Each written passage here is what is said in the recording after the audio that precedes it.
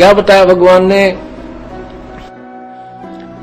नबी मोहम्मद नमस्कार है, राम रसूल कहाया, 1,80,000 को सौगंध जिन नहीं करद चलाया। देखो, तुम हजरत मोहम्मद जी को अपना आदरणीय पूज्य मानते हो और उन्हीं की आड़ में तुम कह रहे हो कि वो भी मांस खाते थे, वो भी बकरीद मनाते थे। ये तुम्हारी बिल्कुल धारणा गलत है। तुम्हें ज्ञान नहीं है। तुम्हारे को लोक वेद के आधार पर निस्वार्थी लोगों ने, अज्ञानियों ने सेट कर रखा है, आधारित किया हुआ है। नबी मोहम्मद नमस्कार है, ये तो आदरणीय महापुरुष थे और वो भगवान के संदेश वाहक थे, रसूल थे।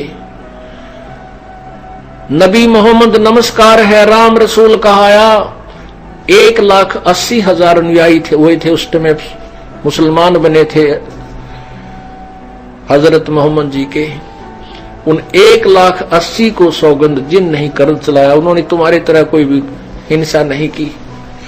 मुसलमान धर्म में जू मारना या डेरे हो जाकर ये मारना भी निषेध है, ब्याज लेना भी निषेध है। तो क्या वो बकरे काटने की सलाह वो महापुरुष दे सकते हैं? कभी भी नहीं। वो तो और कहानी बनी थी कि हजरत मोहम्मद जी को परमात्मा मिले थे, कबीर जी। उससे पहले उनको वो जबरील नाम के देवता ऊपर ले गए थे और वहां उसने बाबा आदम मिले और जो अब्राहिम मिले, ईसा जी मिले, मूसा जी, उनके पहले जो नबी हुए हैं संदेश वाहक, वो सारे मिले, आदम भी मिला। और वहां से भगवान का आकाशवाणी से वो 5 नमाज लेकर के आए थे। उसके बाद परमात्मा गए थे कि भाई ये रास्ता ठीक नहीं है, आप मेरी शरण में आ जाओ। परमात्मा हजरत मोहम्मद जी की आत्मा को सतलोक लेकर गए थे। वापस जब छोड़ा तो अपने, क्योंकि उस समय तक हजरत मोहम्मद जी के कई शिष्य हो गए थे, हजारों की संख्या में, वह प्रभुता ना छूटी।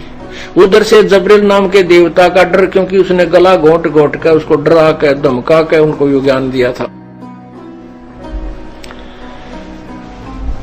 तो परमात्मा के संपर्क में आने से हजरत मोहम्मद अस्थायी चुंबक बन गया।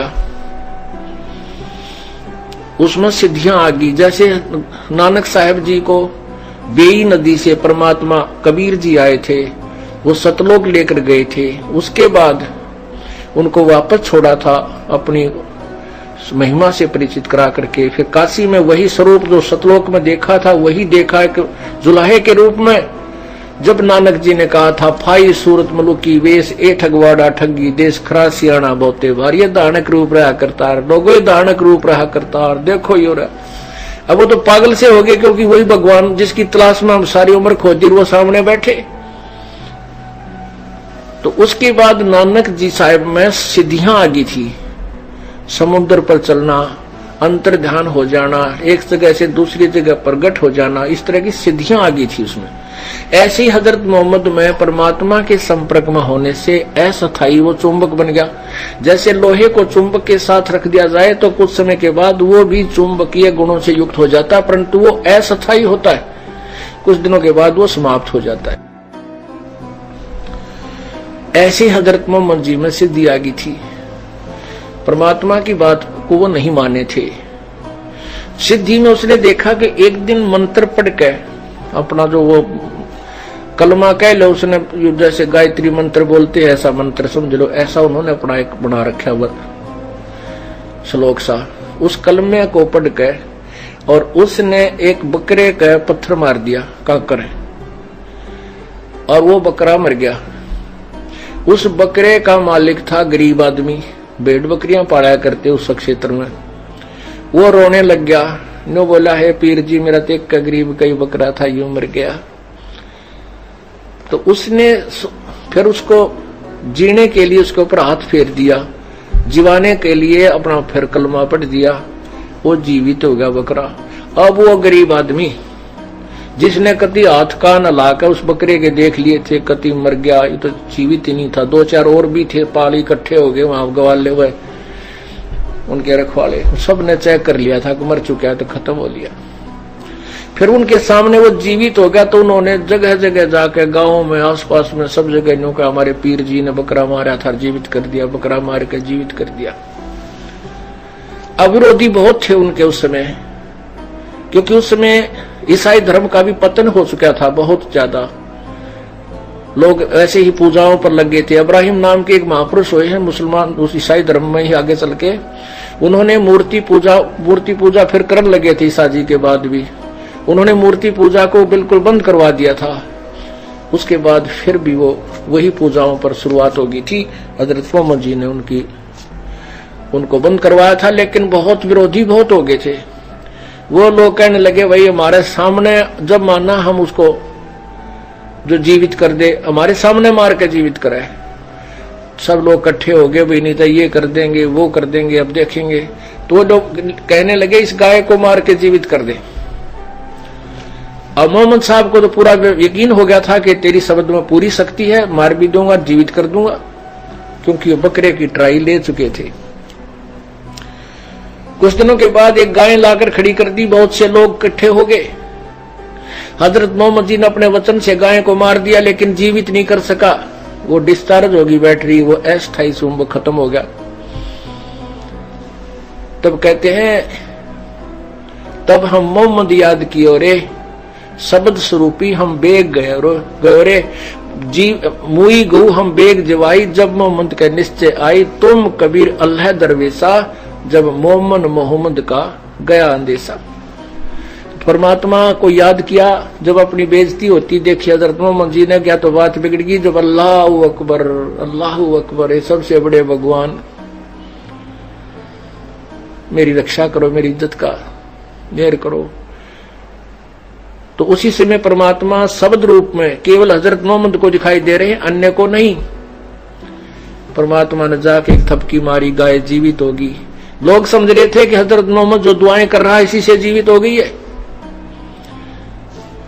कहते हैं परमात्मा अपनी महिमा का भूखा नहीं है, अपनी प्यारी आत्मा को महिमा देकर कि भगवान में आस्था बनी रहेगी इन लोगों की, ये नास्तिक ना हो जाएं। काल चाहता है नास्तिक हो जाएं, गलत साधना करें, कुछ दिनों में इनको लाभ हो नहीं, फिर ये सब डाकू लुटेरे चोर ठग दारू दप्पा पीने लग जाएं और ये अपनी भक्ति को दूर हो जाएं। परमात्मा चाहता है कि जब तक ये तत्व ज्ञान प्रचार करने का समय आए तब तक ये आस्तिक बने रहे।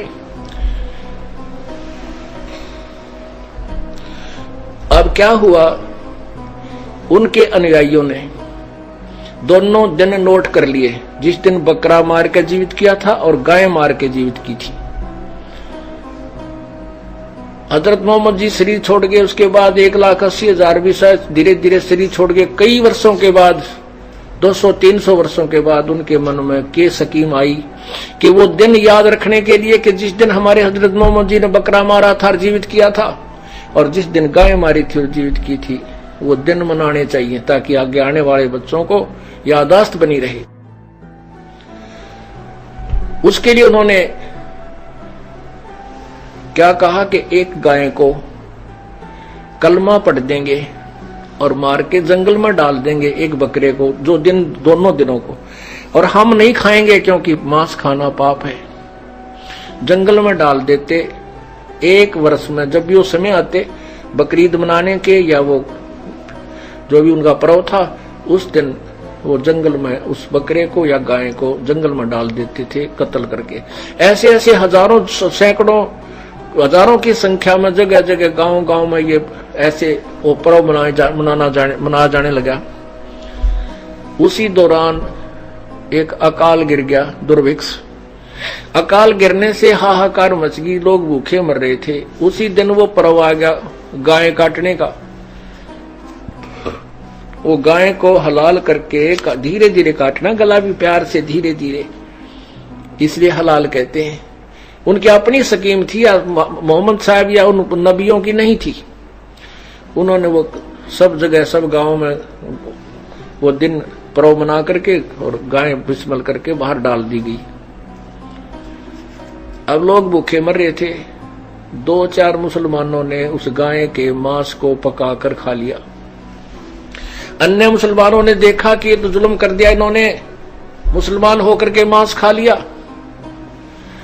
परमात्मा कहते हैं मुसलमान सो मांस छू है नहीं, मांस बखे सो गोला। तो सब जगह झगड़ा हो, वो समस्या पैदा होगी, बवाल मच गया।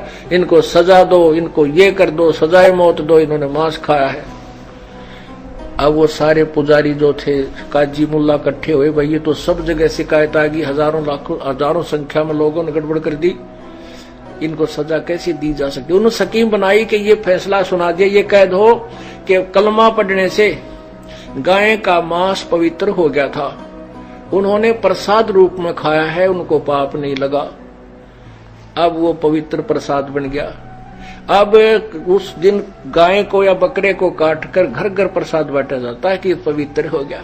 अब ये बाद में बनाई हुई मजबूरी की स्टेटमेंट